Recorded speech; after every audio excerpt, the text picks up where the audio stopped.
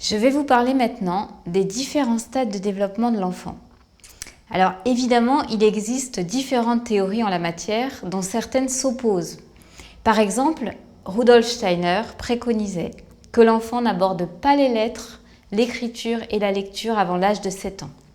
Tandis que pour Maria Montessori, c'est entre 3 et 6 ans que l'enfant est prêt pour l'acquisition de ces compétences. Pour l'un et l'autre, ne pas respecter ces règles, c'était nuire à la logique de développement de l'enfant. Donc, je vais me limiter à ce que je connais, en me basant sur ma pratique, mon expérience et mes propres observations. Je vous demande de rester attentif aux vôtres afin de ne pas regarder l'enfant à travers les lunettes du savoir, mais bien avec une perception libre de tout dogmatisme ou présupposé. Dans mon expérience, consciente qu'en matière d'éducation, il existe des théories contraires, j'ai entrepris d'observer et de suivre le fil de la vie au plus proche de sa réalité, en laissant parler mon cœur et mes instincts. Et c'est comme ça que j'ai pu valider que le besoin du nouveau-né, outre les soins biologiques pour lesquels il est entièrement dépendant, c'est d'être protégé et en sécurité. La satisfaction de ces besoins va s'ancrer dans des réponses adaptées, rapides et affectueuses à ses appels.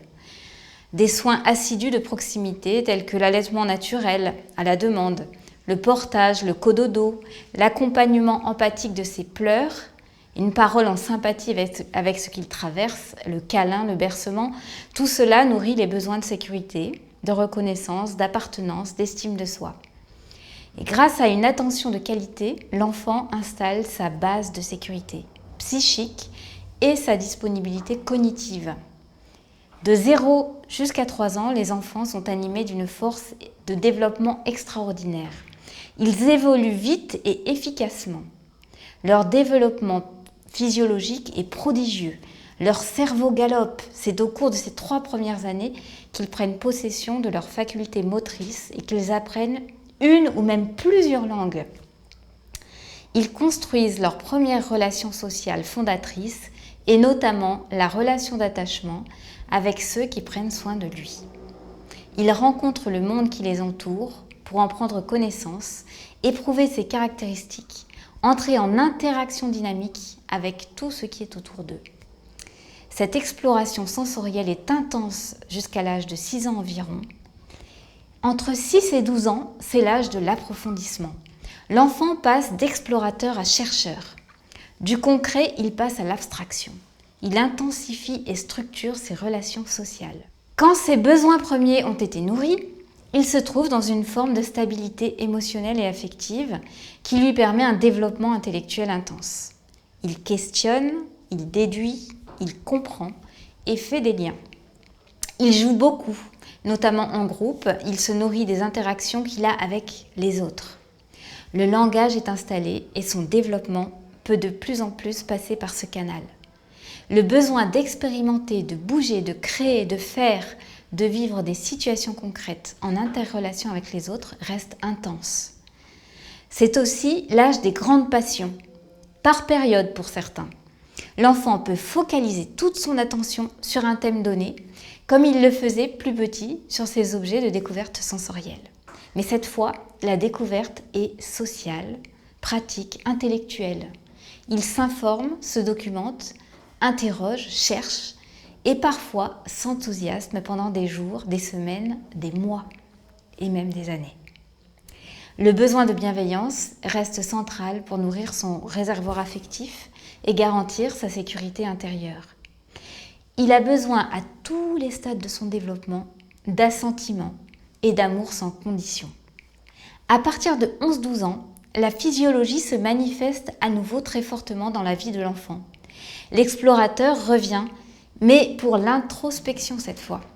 Il devient petit à petit pubère, un stade qui occasionne d'intenses bouleversements physiques et émotionnels. Son corps change, sa chimie hormonale est modifiée, il s'intériorise. L'intense activité intellectuelle cède le pas à une moindre disponibilité au profit d'un lien social où s'élabore appartenance, identification, projection émotionnelle, solidarité, expérience sensorielle et élaboration intime. Il est mobilisé par son corps et fait corps social avec les autres. Ils se font ou se confondent parfois avec les autres. Mêmes idées, mêmes fringues, mêmes chansons, mêmes désirs. L'adolescent en construction consacre ses forces vitales à devenir un homme ou une femme et cela l'occupe pleinement en dépit des apparences. Il explore sa sexualité, il est interrogé sur son identité, ses valeurs, sa place dans la société. Il devient légitime pour remettre en question les idées de sa famille et développer les siennes propres. Il devient progressivement responsable et souverain. Tout au moins, c'est ce que lui inspire sa nature. Il a besoin de temps et de compréhension pour ce qui le traverse et parfois aussi pour ce qui le bouleverse. Les neurosciences nous informent que le cerveau atteint son stade de maturité entre 24 et 25 ans seulement.